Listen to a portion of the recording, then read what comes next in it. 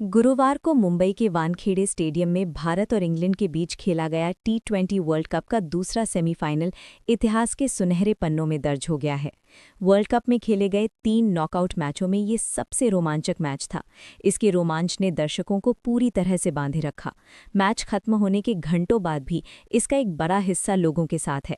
इसकी चर्चा अभी भी हो रही है। असल में इसकी चर्चा हमेशा होती रहेगी। ये मैच सिर्फ एक नहीं बल्कि कई वजहों से यादगार रहेगा।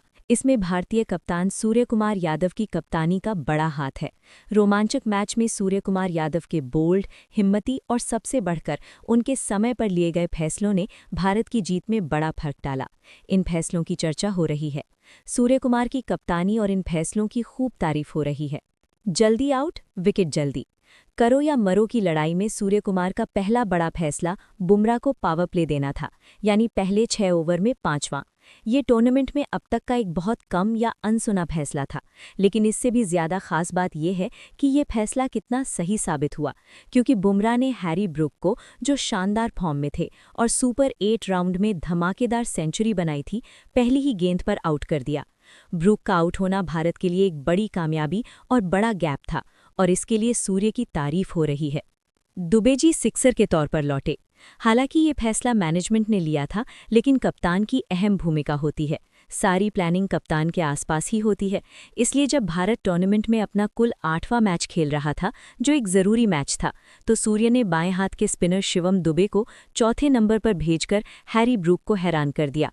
कई एक्सपर्ट हैरान थे, और वजह थे लेग स्पिनर आदिल राशिद। वैसे तो आदिल लेग स्पिनर थे, लेकिन दुबे के लिए उनकी बॉलिंग ऑफ स्पिन थी, और इस फैसले के पीछे की स्ट्रैटेजी थी कि स्पिन का इस्तेमाल करके बड़े शॉट लगाए जाएं। इसके लिए एक बाएं हाथ के बैट्समैन की ज़रूरत थी। सूर्य ने बड़े हिटिंग दुबे को चुना और वो सिक्सर के तौर पर लौटे। उन्होंने सिर्फ 25 गेंदों में 43 रन बनाए, जिसमें 4 चौके और 2 छक्के मारे। ये रन भारत की जीत के लिए बहुत ज़रूरी साबित हुए, और ये फैसला 100% सही साबित हुआ। तिलक ने रिंकू को बनाया। सूर्यकुमार की इस टीम की सबसे बड़ी खासियत ये है कि यहाँ बैट्समैन ज़रूरत के हिसाब से अलग अलग रोल निभाने के लिए तैयार रहते हैं। तिलक वर्मा ने नंबर 3 और नंबर 4 पर कई बार खुद को साबित किया है, लेकिन गुरुवार को एक अहम मुकाबले में कप्तान सूर्यकुमार ने उनकी जगह रिंकू सिंह को बैटिंग के लिए उतारा। इसका मतलब था कि तिलक को नंबर 7 पर फिनिशिंग की जिम्मेदारी दी गई। जब टीम इंडिया पहले बैटिंग कर रही थी, तो तिलक पर स्कोर को फिनिशिंग टच देने की जिम्मेदारी थी, और तिलक ने कितना छोटा रोल निभाया। तिलक ने सिर्फ 7 गेंदों में 3 छक्कों की मदद से 21 रन बनाए। सिर्फ 7 रन से मिली जीत को देखते हुए ये योगदान बहुत ज़रूरी है। तिलक को फिनिशर बनाने के लिए यादव को भी बराबर क्रेडिट मिलना चाहिए। बुमराह को फिर से बॉलिंग। इंग्लैंड ने धोखा दिया, और एक बार फिर कैप्टन सूर्यकुमार यादव ने सही समय पर सही फैसला लिया। जस्सी बुमराह।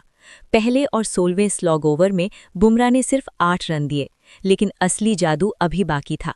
जब इंग्लैंड का ज़रूरी औसत बढ़ रहा था, जस्सी ने 18वें ओवर में दिखा दिया कि उनके जैसा कोई नहीं है। सिर्फ 6 रन। आखिरी 2 ओवर में 14 रन। बुमराह ने शो चुरा लिया, और कैप्टन सूर्यकुमार यादव का भारत को फाइनल में पहुंचाने का ये ज़रूरी फैसला हमेशा याद रखा जाएगा। जस्सी के इन 2 ओवरों ने कई लोगों को, यहाँ तक कि संजू सैमसन को भी ये कहने पर मजबूर कर दिया कि जस्सी मैच के असली प्लेयर थे। जीत के बाद पार्ट टाइम बॉलर।